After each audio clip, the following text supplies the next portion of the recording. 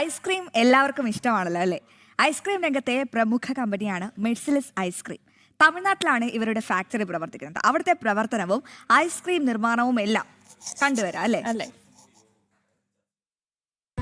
തമിഴ്നാട് ധർമ്മപുരിയിലെ മെഴ്സിലിസ് ice cream plant. ഇവിടെയാണ് മലയാളിയുടെ ഐസ്ക്രീം രുചിയുടെ കൂട്ടൊരുങ്ങുന്നത്.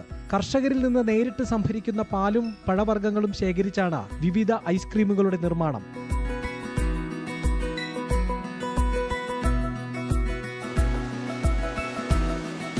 പ്രായഭേദമന്യേ നമ്മുടെ എല്ലാവരുടെയും നാവിൻ തുമ്പിൽ ഒരു ഐസ്ക്രീം മധുരമുണ്ട്. സന്തോഷം വരുമ്പോൾ ഒരു ഐസ്ക്രീം, ഒപ്പം സമ്മർദ്ദത്തിലാണെങ്കിൽ ഒരു ട്രസ് ബസ്റ്റർ ആയിട്ടും ഒരു ഐസ്ക്രീം നമ്മുടെ ഒപ്പമുണ്ട്. ഒരു ഐസ്ക്രീമിന്റെ മധുരത്തിൽ അലിഞ്ഞില്ലാതാകുന്ന ഒരുപാട് പിണക്കങ്ങളുണ്ട്, ഒരുപാട് തമാശകളുമുണ്ട്. ഒരു ഐസ്ക്രീം ഉണ്ടാകുന്നതിന് പിന്നിലെ കഥ വളരെ വലുതാണ്.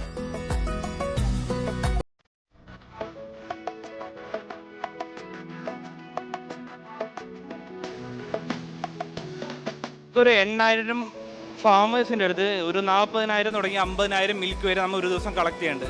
നമ്മൾ ഒരു തരി പോലും വെള്ളം പോലും ചേർക്കാത്ത ഒരു ഐസ്ക്രീമാണ്. Purely milk based, milk and fruit based ഐസ്ക്രീമാണ്. നമ്മളെ ഫാമേഴ്സിൻ്റെ അടുത്ത് കളക്ട് ചെയ്ത മിൽക്ക് നമ്മൾ ചില്ലിംഗ് സെൻറ്റർ വഴി, നമ്മൾ ടാങ്കർ വഴി ഇവിടേക്ക് എത്തിക്കുകയാണ് ചെയ്യാറ്. ഈ ടാങ്കുകളിലാണ് നമ്മൾ മിൽക്ക് സ്റ്റോർ ചെയ്യാറ്. സ്റ്റോർ ചെയ്തതിന് ശേഷം ഇവിടുന്ന് എത്രയാണോ നമുക്ക് റിക്വയർമെൻറ്റ് അനുസരിച്ച് നമ്മൾ മിക്സിംഗ് ടാങ്കിലേക്ക് പോവുകയാണ് ചെയ്യാറ്.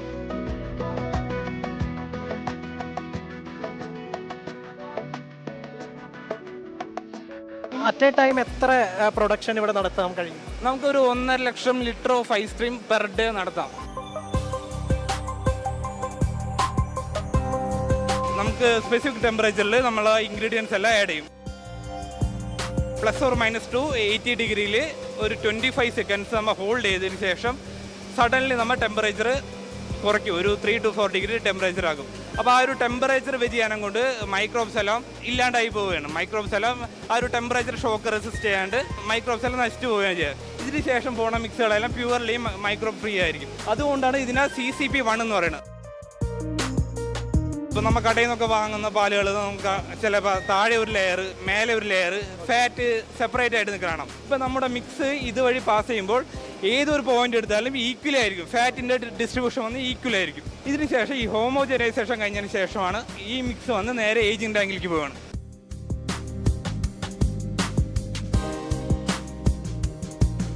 നമ്മുടെ കമ്പനി ടെട്രാ പാക്കിൻ്റെ മോഡൽ, സൗത്ത് ഇന്ത്യയിൽ തന്നെ മോഡൽ കമ്പനിയാണ്. അതുകൊണ്ട് മെഷീനറീസ് എല്ലാം നമുക്ക് ടെട്രാ പാക്കിൻ്റെ.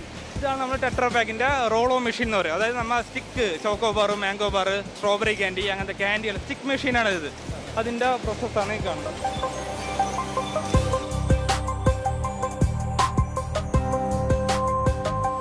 അന്താരാഷ്ട്ര നിലവാരത്തിൽ സമ്പൂർണ്ണ ഓട്ടോമാറ്റിക് സൗകര്യമുള്ള പ്ലാന്റിൽ നിന്ന് 24 മണിക്കൂറിനകം ഐസ്ക്രീം വിപണിയിൽ എത്തിക്കാമെന്നതാണ് സവിശേഷതയെന്ന് മെഴ്സിലിസ് ഐസ്ക്രീം സ്ഥാപകനായ ജോസഫ് എം.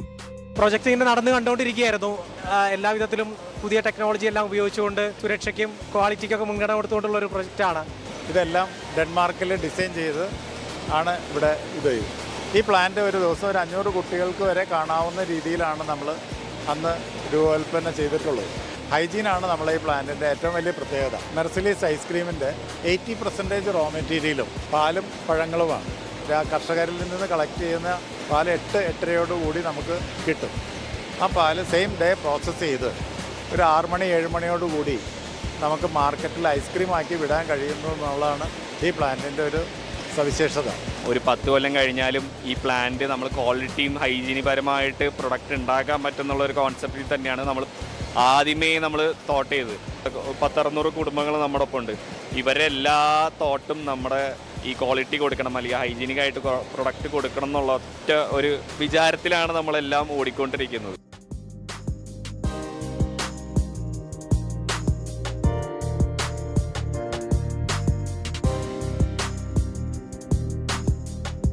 നാവിൻ തുമ്പിലെ രുചിഭേദങ്ങളെ ഉണർത്താൻ പുത്തൻ ഉൽപ്പന്നങ്ങളുമായി സജീവമാണ് മെഴ്സിലിസ്.